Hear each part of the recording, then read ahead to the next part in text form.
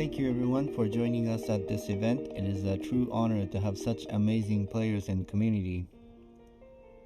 In this special event, I would like to take you all back in time and share all the explorations we have done before the game finally took its form as what we know today as Sky. It blows my mind to realize how far Sky has come and how many of our dreams have actually come true.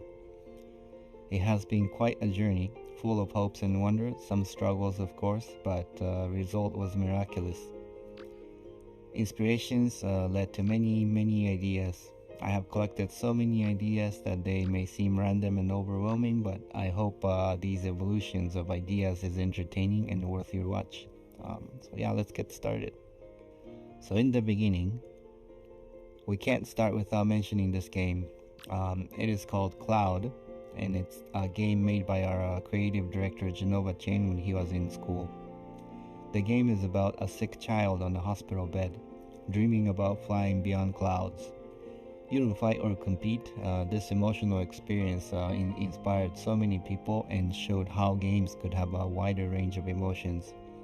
This game is why That Game Company has formed, and this is the origin of the kind of the game we are making today. Another important work to mention is The Giant by the artist N.C. Wyeth. This work, which is said to have been imagined with thoughts of a deceased student and his own children, beautifully expresses the fascination and grandeur of the world as seen through the eyes of children. With those two works as inspiration, we wanted to make a game that captures that emotion, an emotion of returning to childhood and adventure into the world through the eyes of child. This work was done by Ki Jiang, also known as Jackie. And this was about the time when I joined the team. When I joined the team, the game actually looked like this here. So my job was to first imagine what the game and the world could look like. So I started by imagining how the game would start. A tiny nameless island surrounded by big cumulus clouds. I tried to put myself into the world and imagine the situation. A familiar, nostalgic world where big cumulus cloud awaits you ahead. I knew this is a game about flying, but I wanted to push on the nostalgic feel first and imagine the flight to be more like a dream. I started with sketches, literally dreaming about situations that evoked nostalgia and the pleasure of flying. This is artwork by Tom Zhao, which captures one of our early concept of juxtaposition of nostalgia and wonder. At this time, we were exploring the idea of making a familiar modern world to have you fly over, like soaring over the California. If you have taken that ride before, it's pretty cool. We made many prototypes about this, but still weren't able to capture the essence of the experience we were after. So let me step back one moment to talk about the year I joined the team.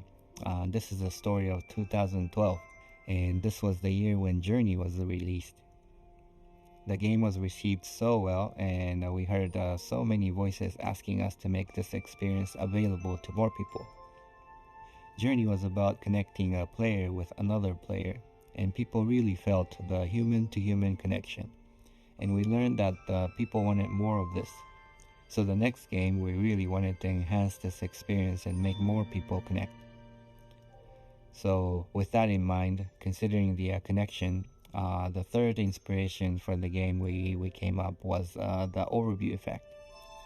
The overview effect describes a cognitive transformation observed in some astronauts when they gaze upon Earth from space. This awe-inspiring sight against the vastness of the cosmos triggered the intense emotions, fostering a profound appreciation for our planet's fragility and a deep connection to humanity as a whole. These are concept sketches done by Genova and Jackie, imagining the moment when your players feel the connection to humanity. And this concept made us realize that the core of our game is connection, human-to-human connection. For me personally, this sketch helped me with a significant breakthrough in understanding the core of the game. It is not the amazing landscape or dreamlike scenario, but what comes center in our experience is the connection with the other players. Then the question is, what kind of world would help serve a stage to tell a story about connection? What is connection to begin with? How do we visualize them and how do we tell the story? We knew we wanted to fly above clouds and eventually reach the atmosphere for the overview effect. Then we tried to imagine what things would make such journey. These are all artworks done by Evan Vieira. Then we came to realize water particles have this similar cycle. They are on ground but evaporates and then they fly up into sky, then becomes clouds, and then fall back onto the ground. We found this very intriguing and we tried to apply this into a story. It's a story of a cycle of particles all heading towards the storm to be purified and then to be reborn again. With those particle story in mind, we then tried again to reimagine the world, the look of the world and that they travel through. Tried to imagine a world above clouds. Maybe these particles are physical form of people's dreams and memories. When they travel through clouds, maybe clouds reflect those memories and make that into physical forms. I have personally been fascinated by clouds and have observed many clouds. Staring at clouds and imagining shapes on them was my second nature, so it was pretty fun time to sketch out clouds, shaping them like a piece of clay. Tried many iterations, trying to get a sense of a world from them. But then soon I realized that a world made entirely by clouds makes the world a little unrelatable. We live on grounds, and things on grounds give us way more context to play with.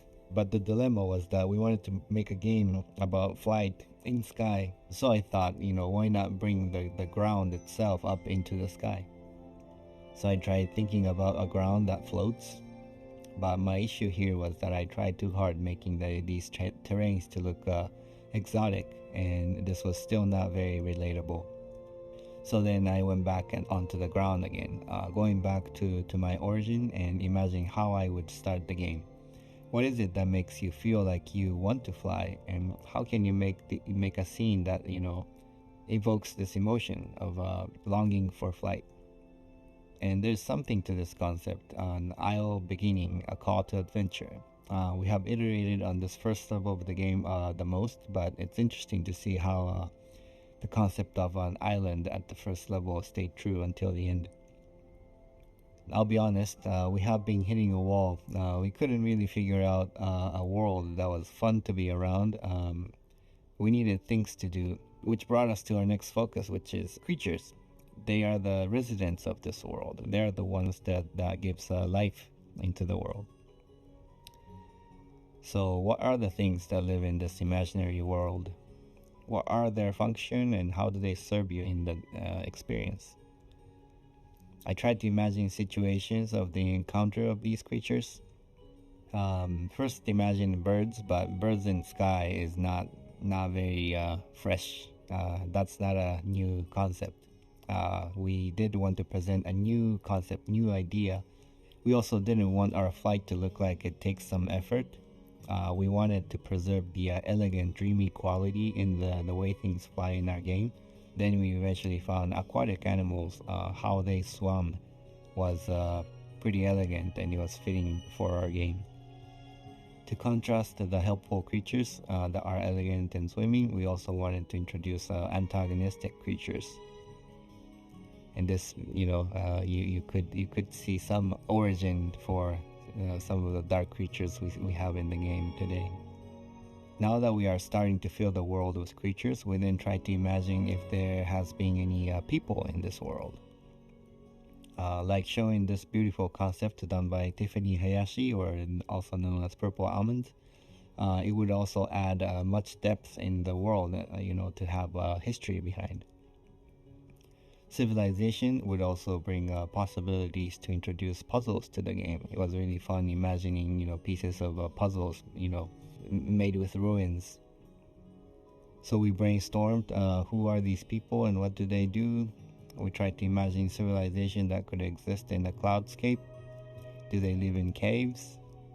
What are the materials they have to build their homes? Where do they get these materials? What's the surrounding biome? Because creatures are aquatic, maybe the landscape should also be inspired by aquatic things. Is this completely made up, exotic world? One of the efforts in trying to bring the concept of connection back to the core, we tried to imagine the world connected by a giant tree. These are some sketches done under this concept. Also, because of the aquatic reference, we also have thought about a world sunken underwater.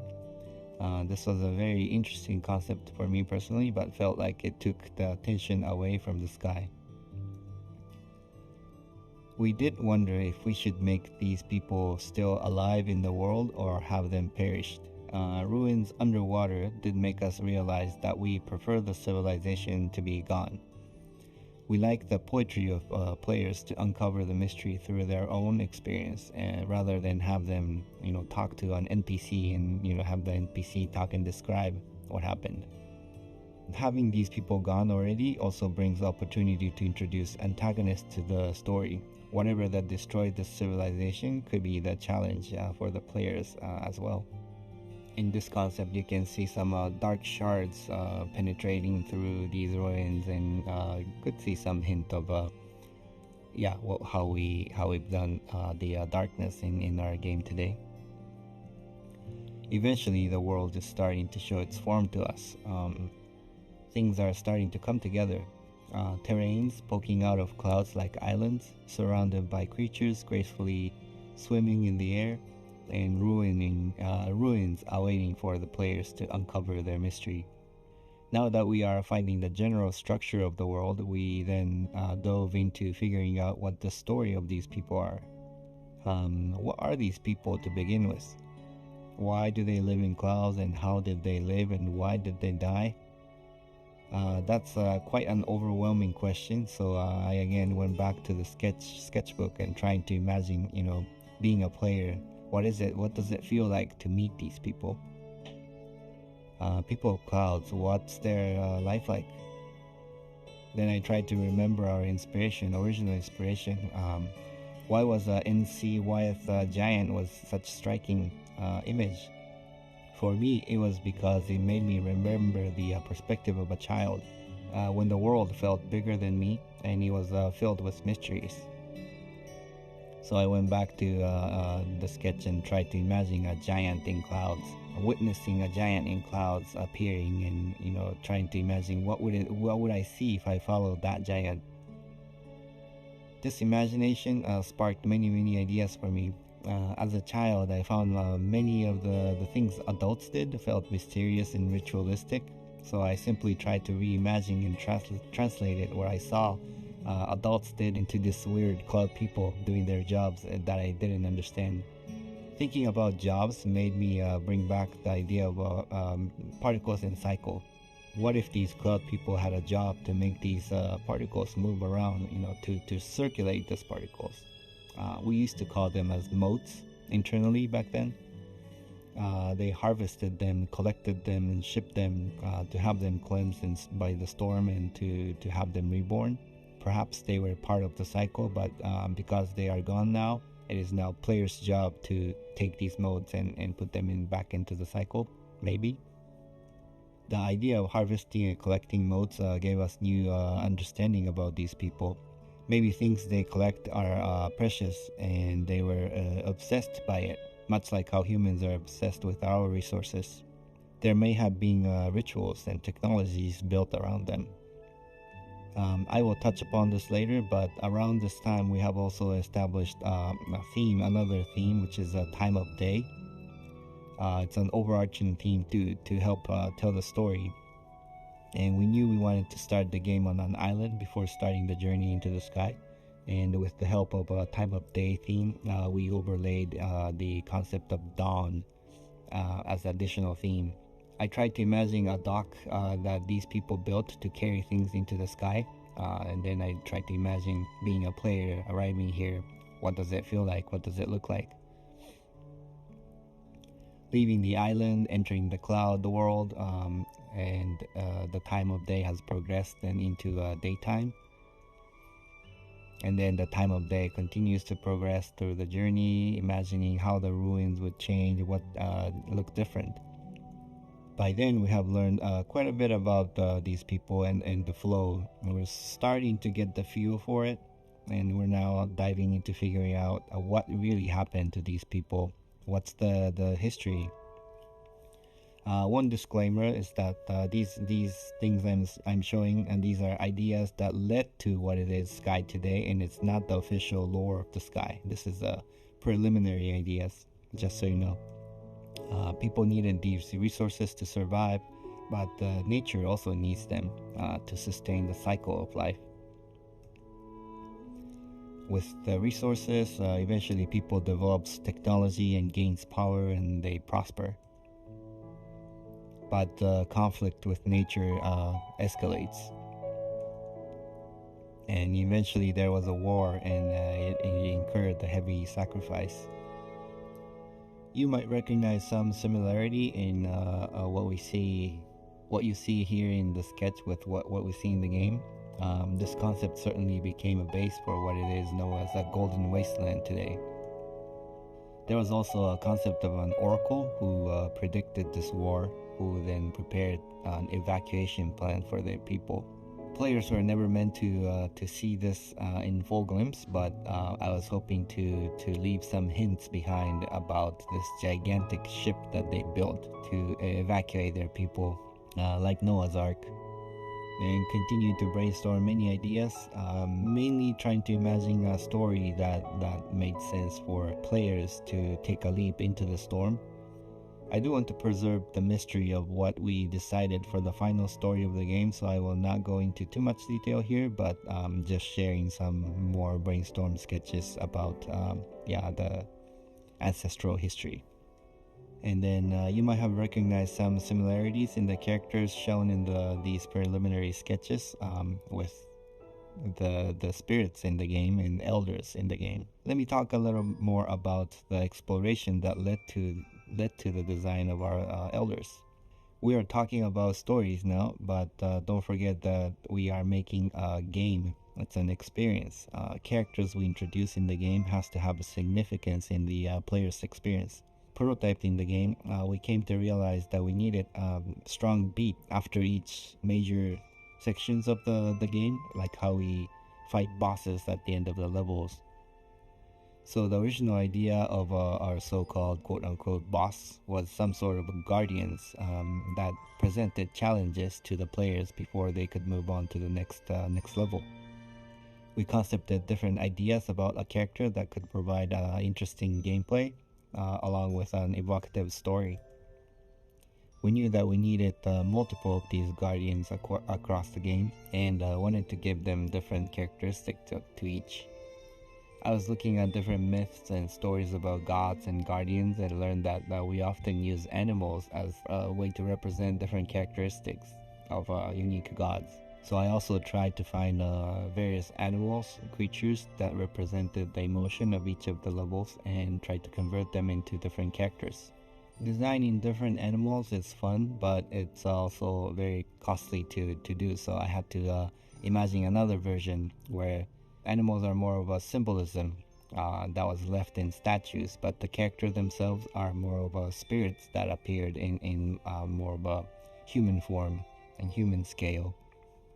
This sparked some inspiration for imagining figures that are cursed.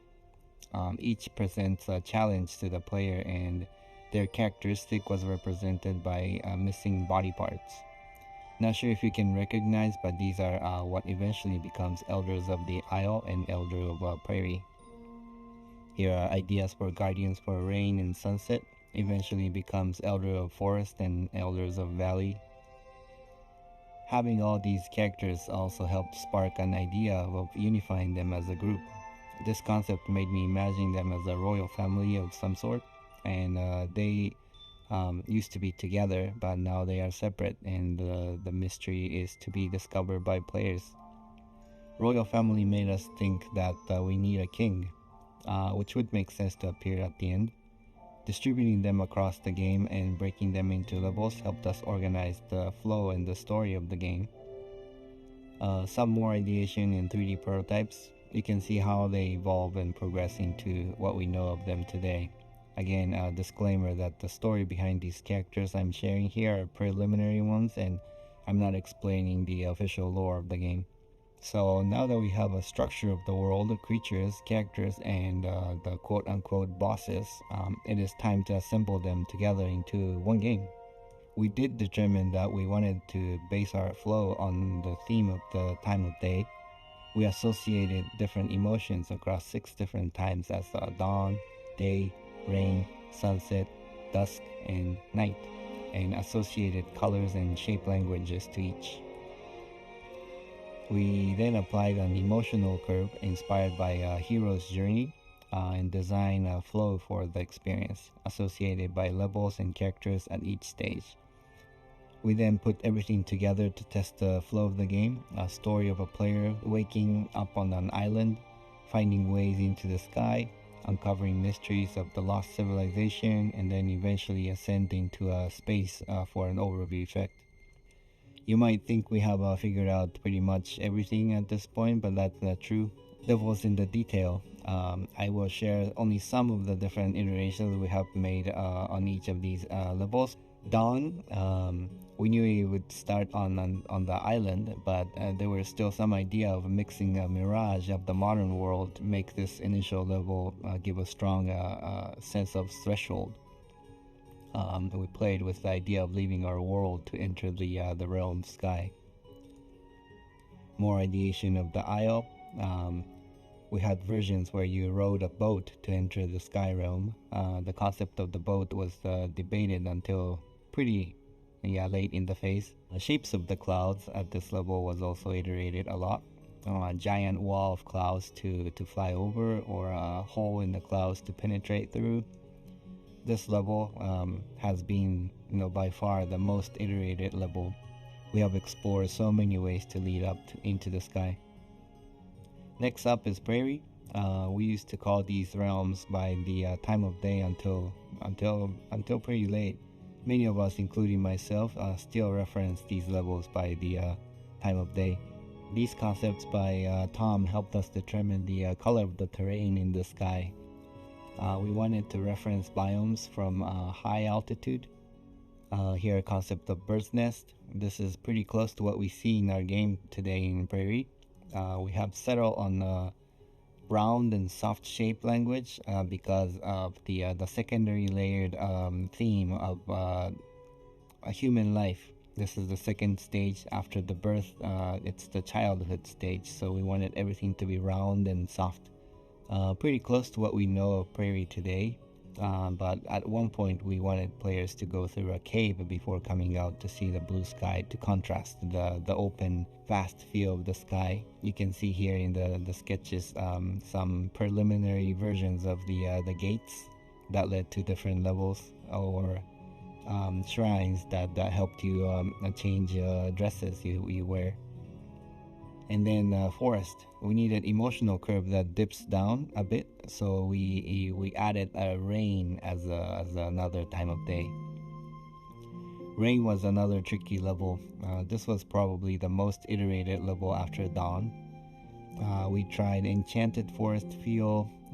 We also tried this level to be to have an elder who seduces you. We also tried to make this level like puzzles or mazes, trying to visualize complexity of the adolescence as the human life theme. This is the third level. After childhood, you became adolescence. There's a mixed emotion. This is a time of the life where your emotion is really complicated. So we tried to also represent that visually. Another important aspect of this level was introduction of industrialization. The third layer of the story was civilization, story of the civilization. So after the civilization has lived in harmony with nature, they start the industrialization. Early concept of the temple shows the dark stone penetrating through the building, and the interior of the temple is also looking very different.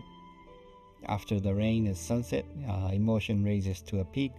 We wanted the gameplay to be more dynamic here, most dynamic. It represents the peak of your life when everything is exciting. This concept by Tom really captured the emotion we wanted for this level. The peak of mountains penetrating through the clouds also became base for our starting area of the Valley of Triumph. Civilization was also at its peak, so this was meant to be most decorative and rich in materials. Many of the concepts here became the base for the key areas in this level. Can you recognize them? After a peak, there's a fall. Dusk was aligned with the midlife crisis for the human life theme, or the post-apocalyptic theme time for the civilization theme. Shadi and Kang jumped in at this time of the production and helped us polish some of the ideas for this level. This was the time when we tried to expand each realms to have various sub-levels.